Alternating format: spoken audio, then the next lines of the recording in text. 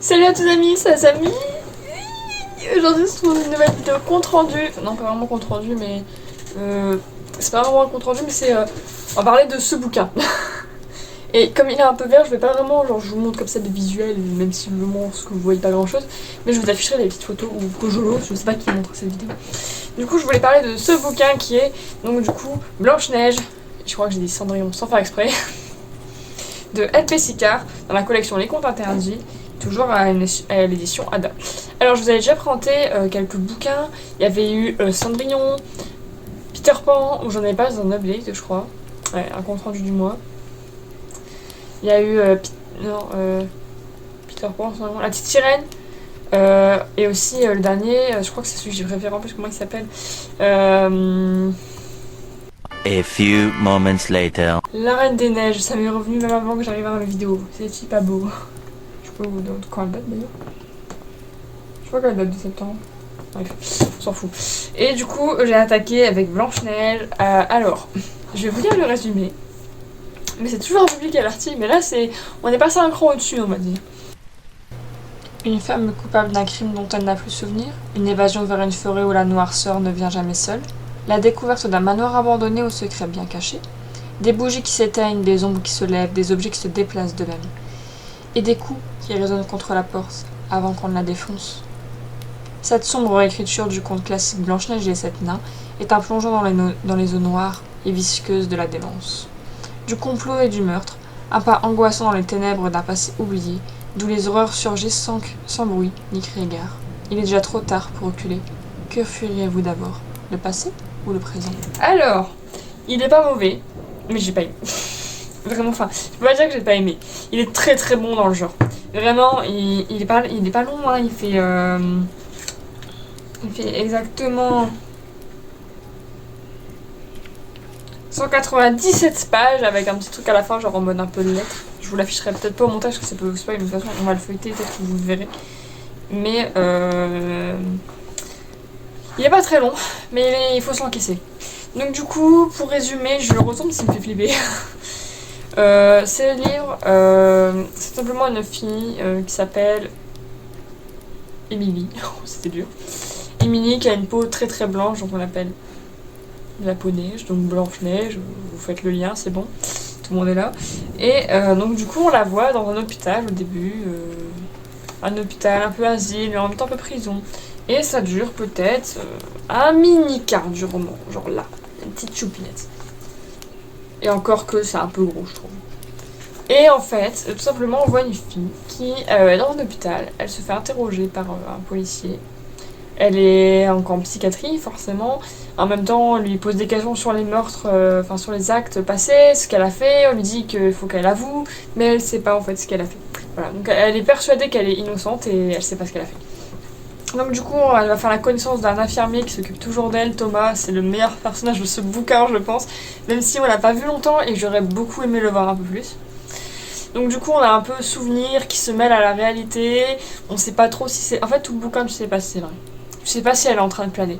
Tu sais pas si c'est des souvenirs qui font ressurgir. Tu sais pas comment ça s'est passé. Pour vous dire, il y a des moments où vous allez dire ah bah genre au début du bouquin on va dire ah tel est mort. Tu vas faire ah d'accord. Et en fin de bouquin tu vas le retrouver et il est pas mort. Tu sais pas si elle a rêvé, si elle a pensé à quelqu'un d'autre en faisant ça, si tu sais pas. Et après on la suit dans un périple en fait tout simplement vers le manoir dont on parle, abandonné, où elle va essayer de comprendre un peu son passé et où elle va devoir affronter en fait ses vieux démons. Donc voilà, donc c'était un peu... Ah, j'avoue que j'ai fait des cauchemars, je crois que c'est la première fois. Pourtant des contrats j'en ai lu. La petite série j'avais dit qu'il était horrible et tout, j'avais fait un cauchemar. Avec la partie avec les nains, où je l'avais dit, ça m'avait un peu traumatisé. Là, tout le bouquin, quasiment, je l'ai lu en 4-5 jours. C'est pas énorme, hein. C'est quand même beaucoup pour un bouquin de cette taille-là pour moi. J'ai lu en 4-5 jours, après je l'ai pas lu, genre je lisais par petits morceaux. Et même 10 pages, c'était fini du soir, je faisais même rien à voir avec le truc, ça me trop dans la tête. Et là, il fallait que je fasse ma vidéo assez rapidement quand même, parce que ça fait quasiment une semaine que je l'ai fini, ça fait quasiment une semaine que le soir, avant de dormir, j'y pense. Et je me dis, ah putain, c'est vrai, il faut que je fasse ma vidéo sur le livre. Et je me dis que ça va peut-être me permettre d'avancer un peu. Et ouais, ce livre m'a bien traumatisé en fait. Enfin, il est vraiment très noir. Enfin, En plus, bon, je m'attendais un petit peu à des trucs un peu dégueulasses avec les 7 nains, comme un truc. Déjà, il n'y a pas de nains. Il n'y a pas de nains. Pour ceux qui ont lu la scène et qui sont un peu trop il n'y en a pas. Cherchez pas, il n'y a pas de nains. Il y a juste 7 hommes. On les voit vraiment à la fin du bouquin. Et c'est beaucoup de souvenirs. Mélangés avec un peu de parano, d'hallucination. Enfin, il y a quand même quelques petits clins d'œil au conte de base. Notamment pour ceux qui ont lu Blanche-Neige, moi je ne l'ai pas lu mais je connais très très bien le conte de base, on va dire. Dans Blanche-Neige et les 7 nains, le conte de base, je crois que c'est Perrault, Grimm, je ne sais plus qui c'est. Ça s'affichera à l'écran, d'ici là j'aurai retrouvé. À la fin, la méchante reine meurt en ayant les pieds dans des trucs en fer, là, des chaussures en fer qui sont brûlantes en fait. Voilà. Et il y a un petit clin d'œil à ça vers la fin du bouquin, j'ai un peu apprécié. Après, il n'y a pas énormément de clin d'œil quand même avec le vrai conte. Donc si vous le connaissez pas, même si je pense que maintenant tout le monde connaît Blanche-Neige et cette là, juste par Disney. Mais là, si vous kiffez Disney, ça va vous salir votre truc. Ça vous le salit, mais tellement. En fait, on peut pas dire qu'il est mauvais dans son genre, mais il est vraiment pas facile. J'ai vraiment eu beaucoup de mal, enfin, à la lecture. Il est prenant, hein, par contre, ça, vraiment, vous n'arrivez pas à vous en détacher, c'est bien fait. Tu te dis, waouh, qu'est-ce qui va se passer et tout. Enfin, tu t'inquiètes pour le personnage. Jusqu'à la fin, tu te demandes si elle est pas innocente, si elle a pas rien fait, ou si elle déraille carrément, si elle est pas folle, s'il y a vraiment des gens qui sont là, si c'est pas hanté, qu'est-ce qu'elle fait là, comment elle peut arriver là, si l'infirmier va revenir. Enfin, vraiment, on se pose énormément de questions et on n'a pas la réponse vraiment, quoi. Enfin. On a la réponse vite fait à la fin, mais on sait pas trop si c'était vraiment vrai, si c'était juste des souvenirs, si elle plane. Enfin, il y a beaucoup d'éléments où on sait pas trop en fait. Et ça me perturbe un peu. Parce que moi j'aime bien les bouquins comme ça, mais où à la fin tu sais vraiment, genre, elle a plané ou machin. Genre, typiquement dans. Celui que je cherchais tout à l'heure. Dans La Reine des Neiges, à un moment, tu sais pas vraiment si c'est vrai. Mais c'est qu'en fait, à la fin, ça explique, enfin, t'as l'explication de fin et tu comprends que oui, c'est vrai ou que non, c'est faux. Je dis pas pour ceux qui ont pas lu l'intrigue en fait. Mais là, en fait, je sais pas, enfin, je sais vraiment pas. C'est vraiment perturbant et. Ouais, ça n'a rien à voir avec le conte de base en mode miroir, miroir, qui est la plus belle. Non, ça n'a rien à voir avec là. Mais par contre, c'est vraiment très hardcore, très glauque et très sombre. Et franchement, je peux pas dire que je le recommande. Ce serait mentir de dire ouais, je le recommande, lisez-le, il est génial. Franchement, si vous voulez commencer dans ce genre-là, moi je vous recommanderais plus soit Cendrillon, même s'il est dur. Il est un peu dur, mais il est très facile à lire quand même. Il est quand même agréable, il vous fera pas traumatiser, normalement. Si je vous traumatise, désolé, c'est pas ma faute, vous êtes sensible. Ou vraiment, si vous avez peur du naturel, que vous êtes plus en mode ouais, le surnaturel, vas-y, c'est pas vrai, donc on s'en fout un peu. Enfin, attention, c'est pas que c'est pas vrai, mais je sais pas comment dire, mais là on parle d'un démon qui n'existe pas, donc tu te dis ouais, ça pourra jamais m'arriver. Là par contre, je vous recommande un peu plus La Reine des Neiges, voilà, tout simplement. Mais vraiment, j'ai adoré. J'ai adoré ces deux-là, mais lui, je peux pas dire que j'ai adoré. Et ce qui me fait peur, c'est que là, il me reste pas grand-chose en compte interdit. J'ai pas racheté, enfin j'en ai racheté, pas énormément non plus. Il me reste Réponse, c'est le même auteur. Je ne sais pas si je vais le lire. Il me reste Podane, mais Podane c'est déjà un peu dégueulasse de base, donc un petit peu peur. Il me reste le livre de la jungle, je crois que je vais l'attaquer, mais pas tout de suite, parce que là, traumatisme va-t'en quoi. Après on verra. Et voilà. Bon, du coup pas pour les plus jeunes, hein, surtout.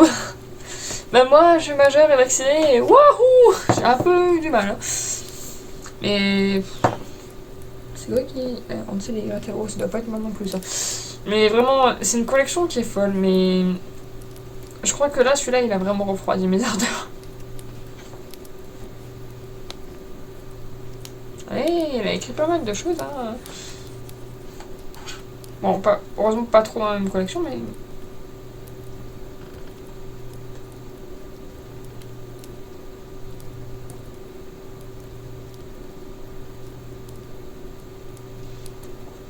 Après, moi je préfère dire un truc quand même, c'est que les gens qui écrivent les contes interdits, je pense qu'ils doivent avoir un problème. LP Sicard, je pense que tu dois avoir un petit souci pour imaginer des choses pareilles par contre. Parce que franchement, c'est pas normal quoi. Le bouquin est flippant du début à la fin. littéralement. Et pourtant les contes interdits j'aime bien, mais en général ça fait pas peur. C'est dégueulasse, ça fait pas peur. Mais là c'est pas dégueulasse, c'est terreur. En fait c'est que terreur, noirceur, y a rien de bon là-dedans. Y a pas de petits moments où t'as un peu de répit.